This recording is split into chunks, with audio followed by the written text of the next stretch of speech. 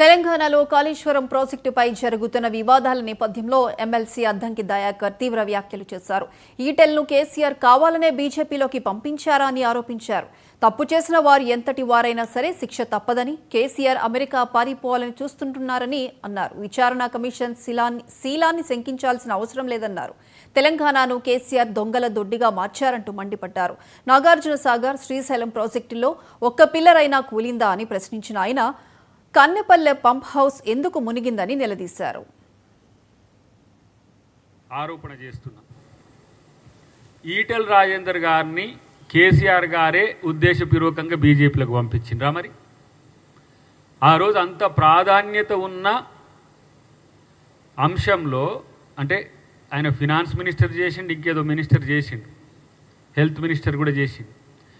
మరి అలాంటి వ్యక్తి బీజేపీలోకి పోవాల్సిన పరిస్థితి ఎందుకు వచ్చింది? పంచాయతీ పెట్టుకున్నట్టు పెట్టి ఆయనే పంపించిండా? మరి ఇప్పుడు మేము బీజేపీ వాళ్ళని అంటున్నాం, బీజేపీ నాయకులు ఈరోజు అక్కడ అక్రమాలు చేసి, ఇక బీఆర్ఎస్లో అక్రమాలు చేసి ఇలా బీజేపీకి పోయిన పరిస్థితి ఉన్నది.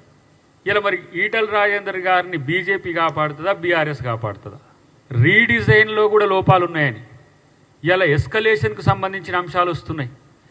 ఏఈ నుంచి మొదలు పెడితే ఇంజనీర్ ఇన్ చీఫ్ వరకు వాళ్ళందరి దగ్గర అఫిడవిట్లు తీసుకున్న తర్వాత అఫిడవిట్లకు వాళ్ళు చెప్పేదానికి తేడా వచ్చినా కూడా మళ్ళీ రీఎంక్వైరీ చేసిన చరిత్ర ఘోష్ గారిది.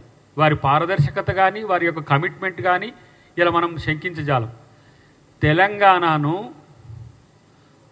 తెలంగాణను కేసీఆర్ దొంగల దొడ్డిగా మార్చిండు, దోచుకునేటోళ్లకు ఆశ్రయంగా మార్చిండు. తెలంగాణలో 7 లక్షల కోట్ల పైచిలకు అప్పులు చేసి తగుదునమ్మా అని చెప్పి ఇలా శ్రీరంగ నీతులు చెప్తున్నారు. వాళ్ళు ఇష్టం వచ్చినట్టు మాట్లాడుతున్నారు. వాళ్ళు తప్పు చేయడం ఒక తప్పు అయితే, తప్పు చేసి